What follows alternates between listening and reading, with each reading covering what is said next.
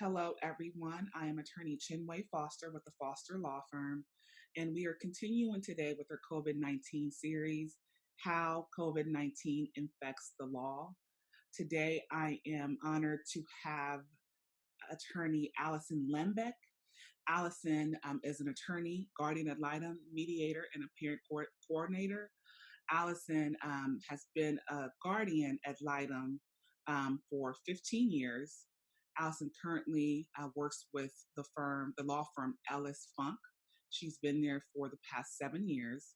Allison has been a mediator for 10 years and a parent coordinator for the past 2 years. Allison Lembeck was admitted to practice law in Georgia in 2002. She's also licensed in Florida, but practices mainly in Georgia. Allison, how are you today? I'm doing well, thank you. Great, great. Allison, I'm going to jump right in. Um, you are a guardian ad litem. I want to focus on that a little bit today.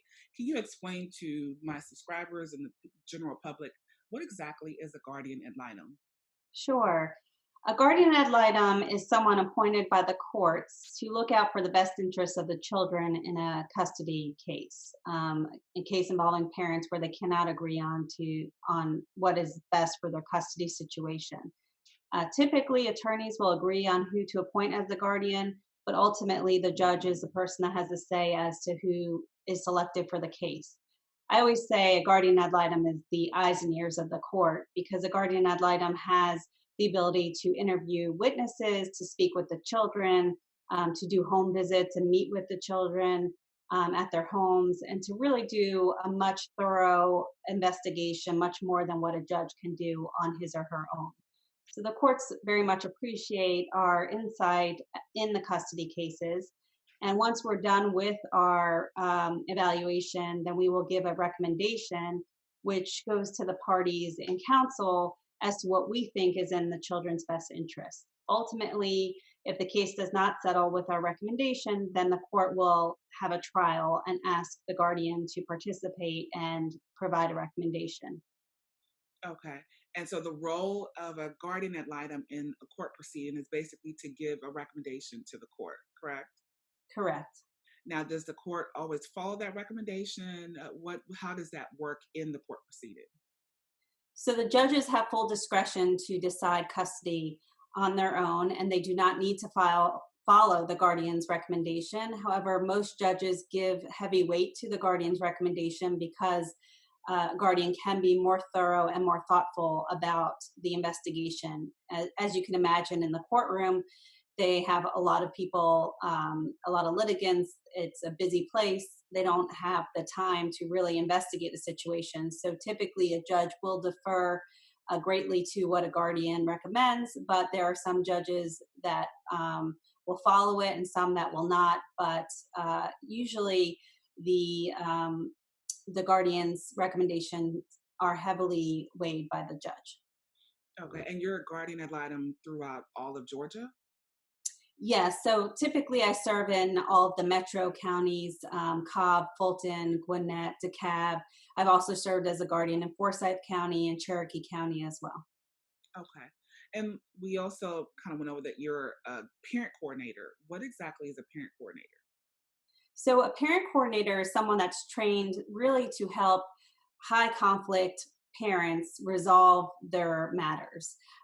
It's akin to co-parent counseling with what I call with kind of some teeth or some ways to require people to do certain things. So, for example, I'm appointed in a case as a parent coordinator to help resolve issues. And if the parents cannot resolve them, then I can weigh in almost as an arbitrator on those issues. Usually it's more the day to day issues, communication issues. I have a case currently where I'm a parent coordinator and I was asked to weigh in on issues specifically related to COVID-19. And I did make recommendations in that particular situation to help the parties move along. This is especially useful in cases where the courts are closed right now, except for emergency matters. So if you have a parent coordinator, it's someone that can help make decisions quickly for families so that they can move on. Okay. So does the parent coordinator testify in court? Yes, if ultimately, if the parents decide to file an action with court because one of them is not following the parent coordinator's rulings, or they want the judge to weigh in and modify something in their custody case, a parent coordinator can testify in court.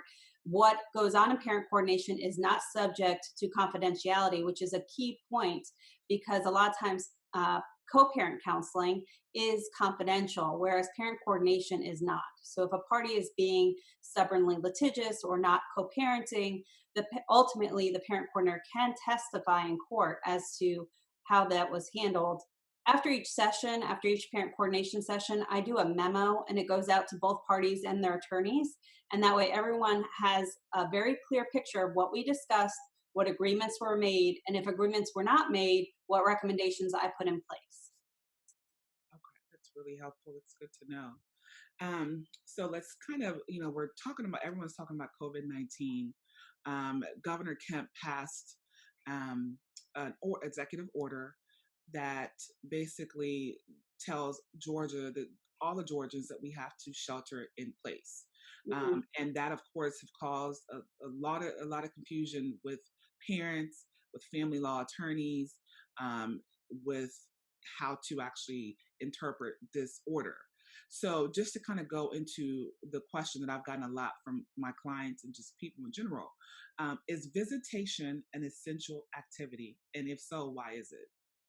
Yes, so Governor Kemp did send out an amended order on April the 3rd, last Friday, and in it, it says that the essential services include transportation of family members. He specifically did this because there was a lot of confusion in the family law community. I know some of my colleagues reached out to the governor's office, and as a result, he did give some more direction. Thankfully, his direction has been very helpful, and now we know that Governor Kemp is saying that it is not a violation of this order to exchange children for purposes of custody. So people out there should know that right now it's considered essential to transport your children for custody. That's excellent. That's really good to know. Now, another thing that I've heard that, or I've seen that some parents are doing, and some of my clients are calling me about, is one parent is saying, "Well, this other parent is going out at night, or this other person is having visitors at their home, and they're in violation of the governor's order. So therefore, I don't want to send my child over there." What should a concerned parent in that situation? What should they do? So, first and foremost, you should speak with your attorney and seek legal guidance whenever you have a question. I've been counseling my clients on a case by case basis. I do think you need to look at a reasonableness standard. I think a judge is going to say, is that parent being reasonable? Are there reasonable concerns that that parent had to withhold visitation? If there are not reasonable concerns, then that parent could be held in contempt of court, which is a serious, serious thing, and no one wants to be held in contempt of court. However, I've been counseling my clients that number one priority is the safety of your children. And if you have a valid concern about the safety of your children and you cannot get into court right now, absent an emergency, then you need to do what you need is what you feel is best for your children. I've had examples of cases where there have been some serious medical issues on the one side of the parent, and the other parent is not doing anything following the governor's order. And in those situations, I do think the judge is going to find it's reasonable not to allow your children to go to the other parent if there is a real serious medical concern. Again, not it's not okay to just say I'm not sending my kids, but if you have a specific example.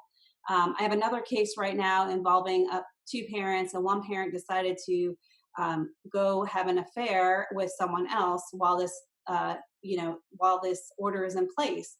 My client was very concerned. She doesn't know what the other person or their children are doing to monitor the situation. In that situation, I told her and I advised her to do what she thinks is reasonable. So I think in specific cases where there are serious medical concerns, there are, and you have another parent that is flagrantly not following any of the state uh, or orders in place regarding these issues, then you do have a reasonable, ness test that the courts will give you some leeway. But I always tell my clients first, you should reach out to the other parent, address what the concerns are, and see if the two of you can get on the same page as to how to protect your children during this time. It could be that if you raise your concerns with the other side, they may say, you know what, you are right, and let's come up with an agreement on how we're going to handle this situation. Yeah, that's really, really helpful. And another thing that's helpful, I know that you kind of prepared a recommendation for family law attorneys, and I think it's really helpful not just for attorneys, but for parents and people who are in the court system dealing with custody matters to know. I just want to kind of go over some of the things that you addressed. Sure. One of the things that you mentioned was parenting time. Can Mhm. you give some advice or some recommendations on how parenting time should take place during this COVID-19 period? Sure. So the courts have, many judges have come out and given recommendations regarding parenting time. And what the courts have said is that you treat the school days, the online schooling, just as if your child was in school for the parenting plan. So, for example, if you typically drop off your son on Wednesdays for parenting time on Wednesday morning, then that would mean that you are still dropping your son off a Wednesday morning to the other parent. It's just as if you're doing an exchange at school. Same thing for spring break and other holidays. We are treating these as the same. So if it's your parenting time for spring break, you should expect to have spring break with your children or child. So as a general rule, that's what people are doing. They're just following the parenting plans, and the time that they would be in school or would be out of school would be the same. Um, People, I think at this time, people need to also be considerate of the specific circumstances of your case. If you have a parent, for example, that is, on the front lines, is a doctor, is not going to be home during the day, and you have another parent that is home all day long and available to assist with homeschooling, it may be reasonable not to stick strictly to your parenting plan and to allow for compensation, allow for that parent to help with your children, help with their children in doing the online schooling.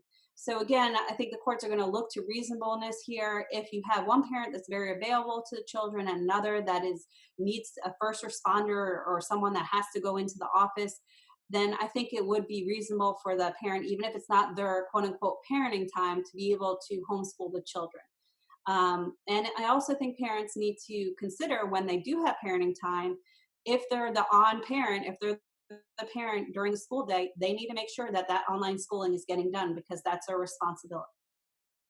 Okay, now you mentioned schooling, online schooling. Can you give, so we understand that the other parent is still supposed to drop the other child off Mhm. like they were supposed to, but how do parents navigate having to online school their kids?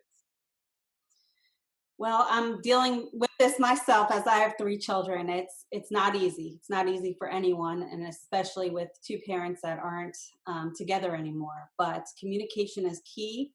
Both parents should have access online to all the schooling necessary. And while it's your parenting time, it should be expected that you will be the parent that is assisting with the online schooling. And you know, if there are any questions from either parent, they should reach out to the co-parent and see if they can work together. But thankfully, everything is online, and there's plenty of ways for both parents to stay involved in their child's academic learning. Okay. So of course the key is for parents to communicate this time, because I'm sure if one parent didn't finish the homework, it's important for them to let the other parent know, hey, I need you to continue doing this. Yeah, Um, but, absolutely. but for parents that don't get along, uh, Hmm. as a guardian, what would you suggest if they just it's contentious, they don't get along, they can't even talk to each other, they only communicate via text messages? What are some suggestions of how they can navigate the online schooling? So, first of all, for parents that don't get along, there is applications online to help, such as Our Family Wizard or other co-parenting applications. These applications are important because it is a way to facilitate communication, and also it keeps a record so that if later on there becomes a court issue, you have documentation.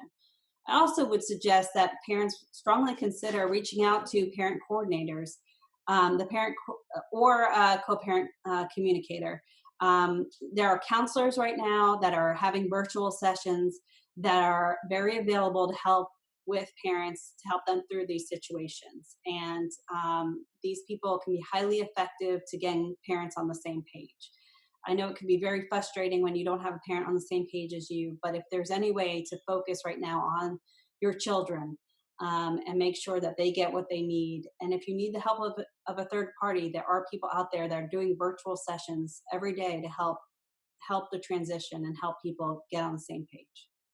Okay, and kind of speaking of virtual, where everything is virtual now, um, how can one parent make sure that the other parent is abiding by the safety protocols that are in place with the stay at home shelter in place order? How can they navigate that? How do they make sure that the other person is abiding by the law? Well, that's a good question. And ultimately, like anything in life, there's no 100% guarantees, right?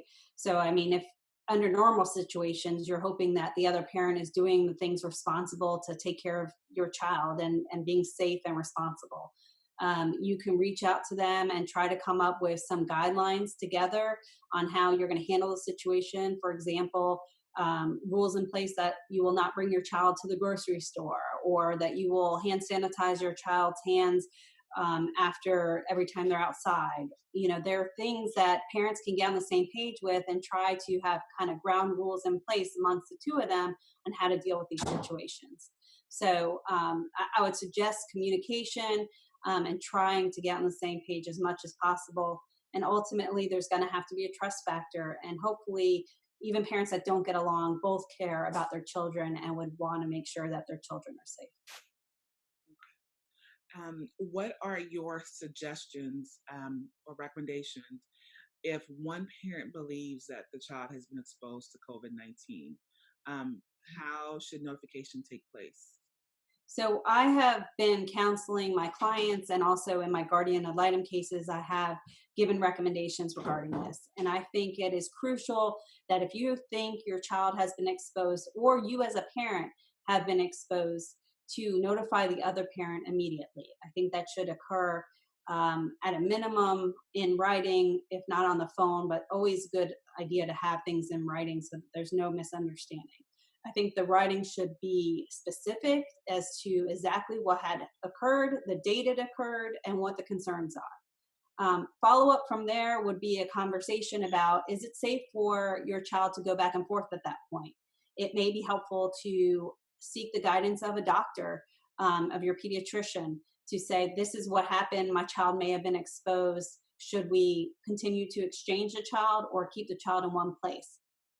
In cases where one of the parents has been exposed, they may make a decision that the other parent should continue for the 14 days to be with the child. I have a past client right now that actually has COVID-19, and she has made an agreement with her ex-spouse that the ex-spouse will care for this child during the 14 days that she's in quarantine, so as to not expose the child further. So again, these parents, as litigious as they may be, this is a safety issue, and you need to communicate these things as soon as they happen so that everyone can make sure to do what's best to protect these children.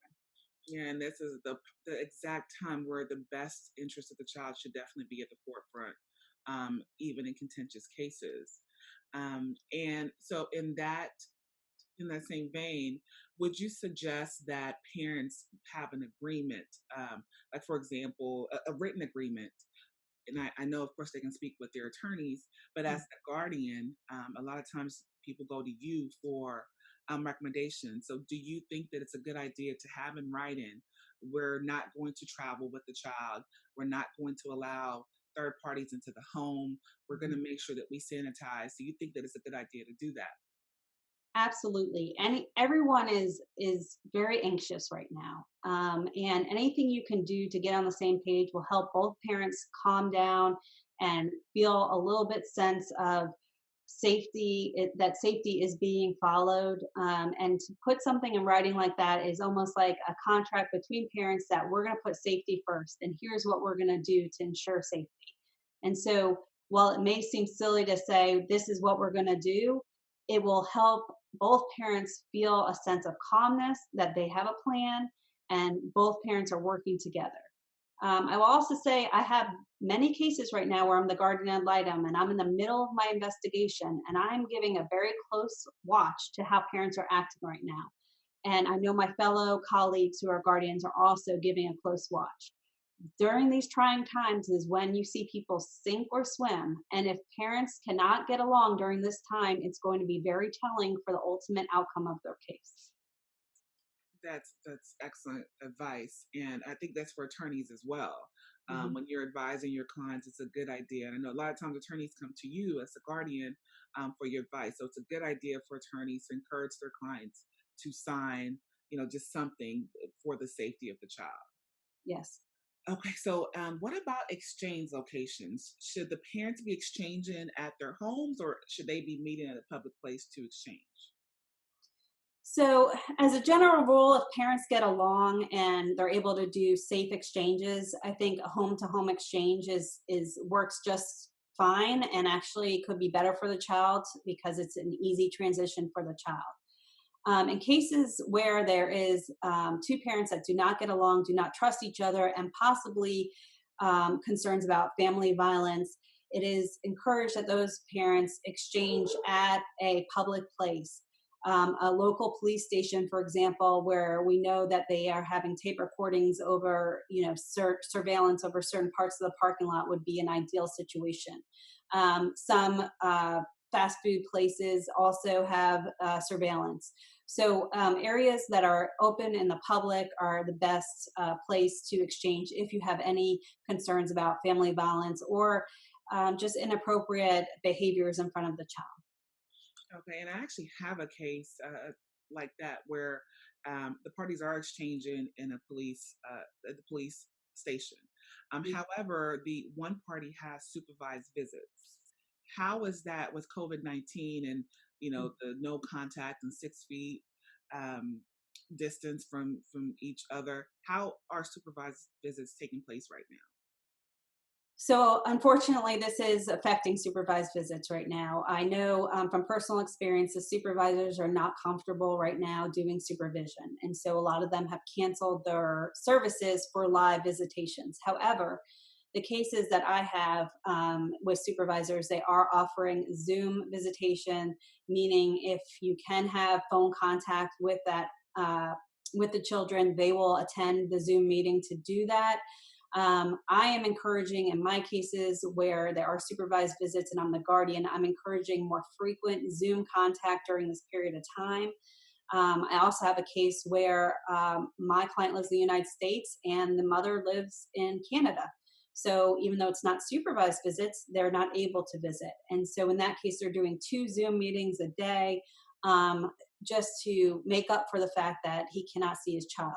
So, you have to take into account the age of the child, how much Zoom time they can really handle, but more frequent contact with the parents during this time is important if they're not getting that face to face time. Okay, and I guess in the same vein of supervised visits, I spoke with a doctor recently that mentioned that kids at this time, COVID-19, where people are quarantined at home with, their spouses or significant others, that the domestic violence may increase.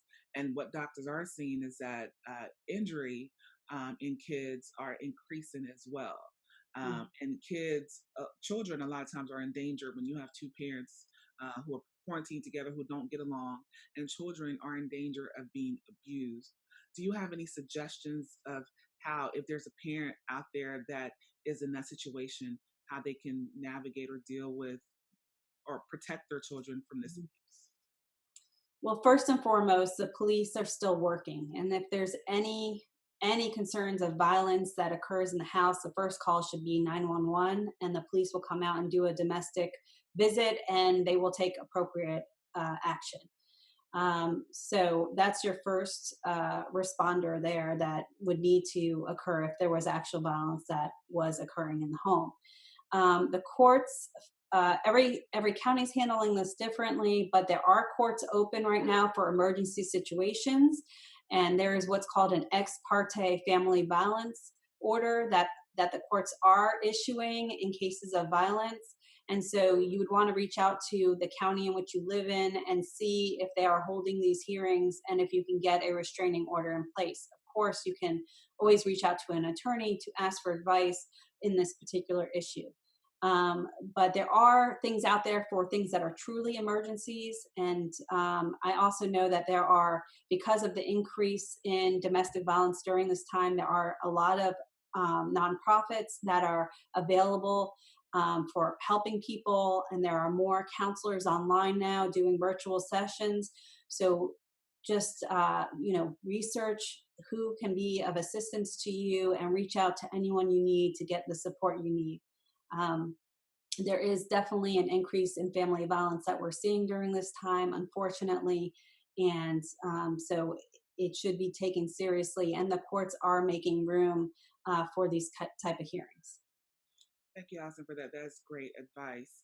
And then speaking of virtual hearings, are you doing your visits virtually or are you still visiting homes? So we're doing as much as we can virtually right now. I have a visit scheduled with a child next week that is a virtual home visit. And, it's not as good as going out and seeing their home, but this child is old enough where I can have a conversation with them virtually, and to keep cases moving, I'm trying to do some of that work if I can. Some cases where there's, younger children involved, it may make sense to just hold off and try to do those home visits when hopefully this situation resolves itself. But I'm also hosting virtual mediations right now. We're able to resolve cases that way. So as much as we can do virtually right now, we're trying, as a family law community, we're trying to help people in need as best we can. Can you tell, I know that you are a mediator, can you tell the public a little bit about how virtual mediation is working right now? Sure. So virtual mediation is a really good option for people that need closure and cannot wait for the courts to reopen. Because right now, even when the courts do reopen, there's going to be a big backlog. And so anything you can do to resolve your case right now is probably a very good thing. I am hosting virtual mediations through the platform of Zoom, and Zoom has an excellent ability for me to be able to put people into different rooms, virtual rooms. And so during my mediation, for example, I'm able to have a breakout room with an attorney and their client, and they can see me and I can see them, but the other side is in a different room. And so the other side cannot hear what's going on. It's completely confidential. And I, as the mediator, go back and forth between the two breakout rooms, just as if we were live. It is not perfect. As a mediator, it's definitely better to have a face-to-face meeting, live meeting, and there's a lot to say about that. But in this situation, it is a safer option, and I have several cases successfully through this virtual option. And I will continue to serve as a mediator through virtual mediation as long as we need to make sure that everyone's safe. Great, great. Thank you so much, Allison, for that. Um, Before we go, do you have like any final words for parents out there who are just anxious, who are nervous, who can't wait for this to be over? As a guardian, as a family law attorney, what advice are you giving your clients to help them get through this? Well, this is a tough time, no doubt, and it's really hard for everyone involved. And I would say take a deep breath, try to think of the greater good, try to keep in mind that you are safe, you're healthy, your children hopefully are healthy, and keep that in the first, as your first perspective. And then second to that, just try to communicate to get through this situation. We will get through it. We will get through it together, and we will be stronger for it when we get to the other end. But right now, we just need to be patient with one another, be kind to one another, and help each other get through this hard time. Excellent. Thank you so much, Allison. And again, Allison Lembeck, Guardian Ad Litem, mediator, parent coordinator, family law attorney. Thank you so much, Allison, for being with us today. Thank you very much. Thank you for tuning in to another one of our COVID-19 series, How COVID-19 Infects the Law. Again, I'm attorney Chinwe Foster with the Foster Law Firm, where we specialize in aggressive and effective legal representation. You can reach us by contacting us via phone at 404 525 3082, or you can go to our website at fosterlawga.com. Thank you so much for watching.